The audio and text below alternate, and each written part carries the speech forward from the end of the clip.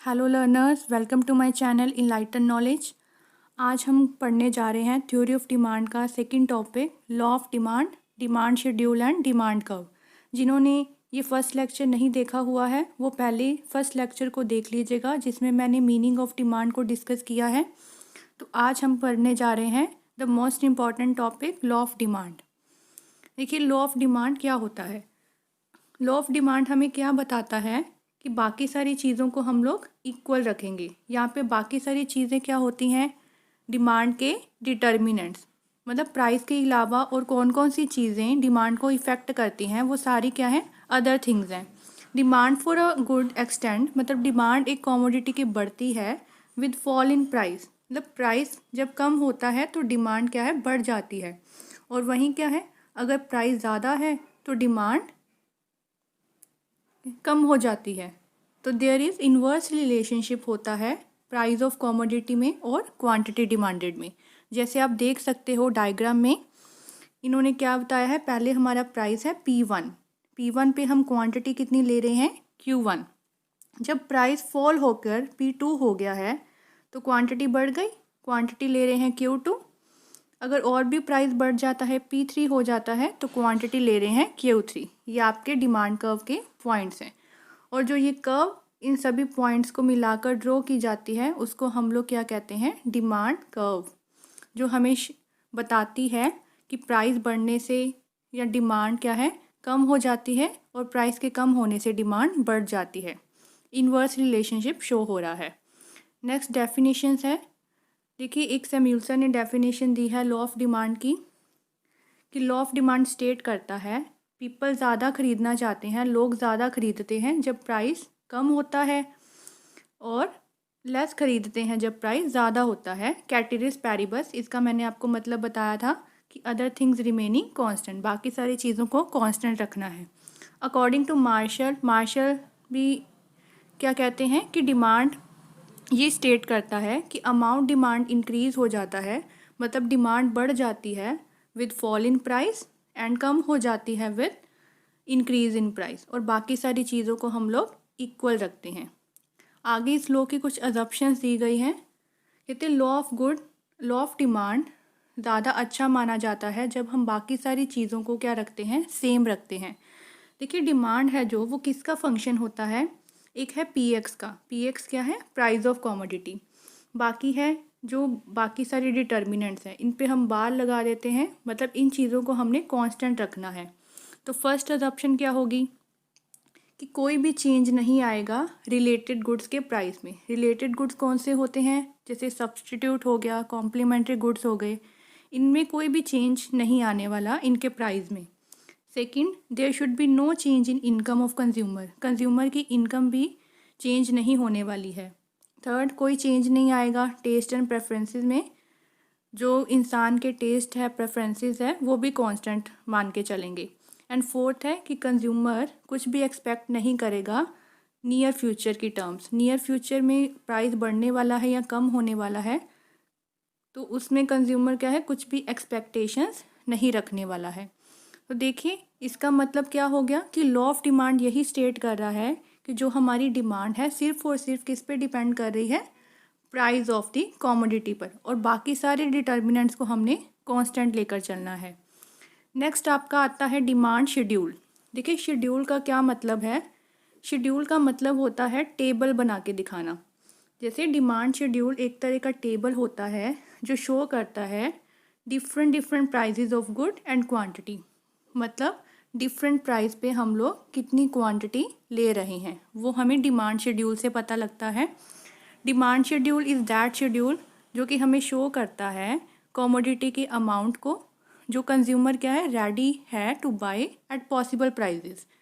किस किस प्राइस पे कंज्यूमर कौन कौन सी क्वांटिटी में डिमांड कर रहा है, कितने यूनिट डिमांड कर रहा है, वो हमें बताता है डिमांड शेड्यूल।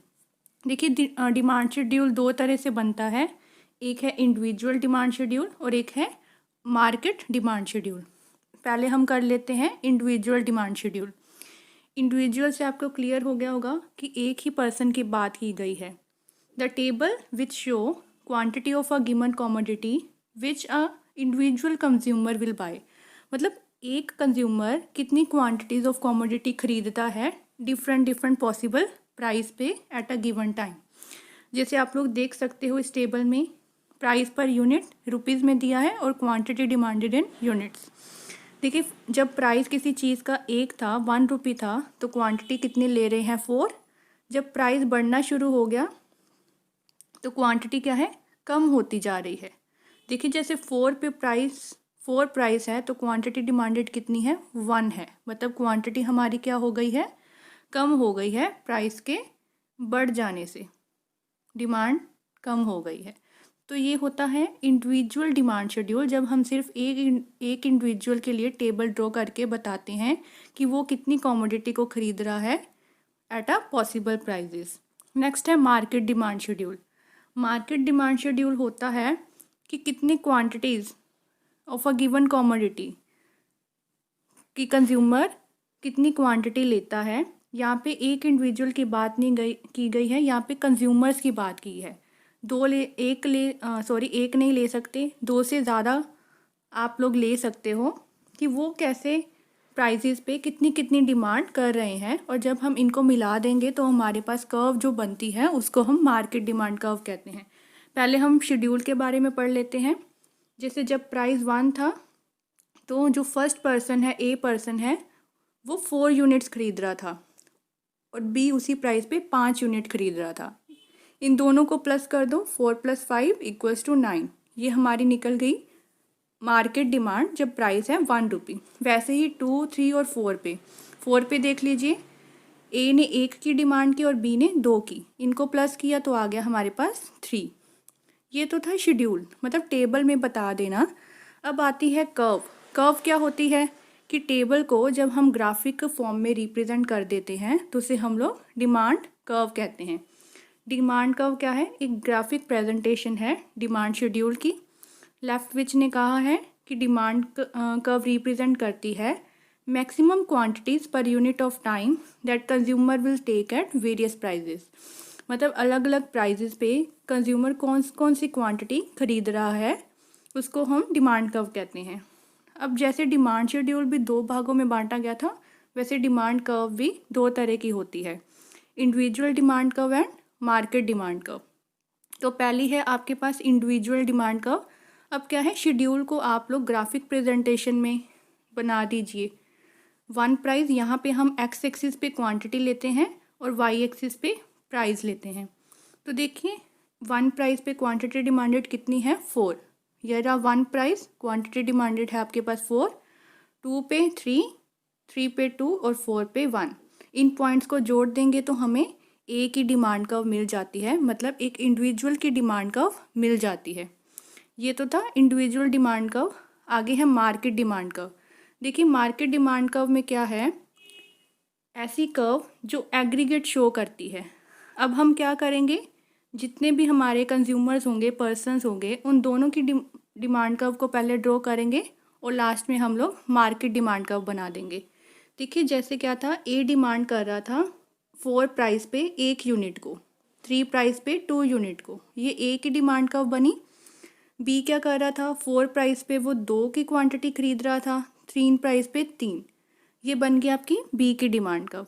अब जो मार्केट डिमांड कर्व बनानी है तो हम लोग क्या करेंगे, देखिए 4 प्राइस पे ए ने कितनी क्वांटिटी एक्सपेक्ट की, 1, बी ने 4 प्राइस पे 2, इनको प्लस करो आ जाएगा आपके पास 3। मतलब 4 प्राइस पे टोटल क्वांटिटी कितनी आ गई, 3।